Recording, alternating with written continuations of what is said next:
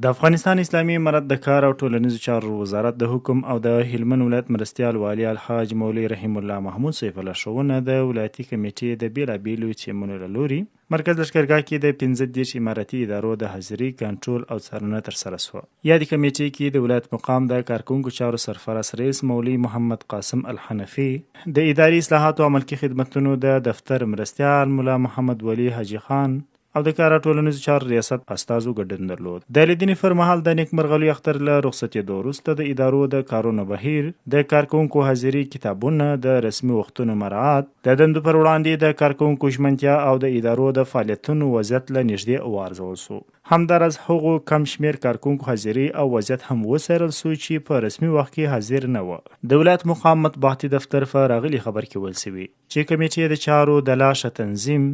د ادارو د نظم د پیاوړتیا، د خدمتونو د چټکتیا او د مراجعینو د ستونزو د فروخ حل په موخه مسؤلینو او کارکونکو ته لازمي سپارښتنې او لارښوونې وکړي. همدارنګه ټینګار وسو چې ټول کارکونکي دي د رسمي اصولو او مقرراتو مطابق خپلو دندو ته پر وخت حاضر سي او د ولس د خدمت لپاره دي له زیات احساس مسؤلیت څخه کار واخلي. د هلمند ولایتي اداره د اداري نظم، شفافیت، حساب ورکونې او اغیزمنو عامه خدمتونو د تامین په موخه د حاضري کنټرول او نظارتي بهیر د دوامدار او مهم ګام بولي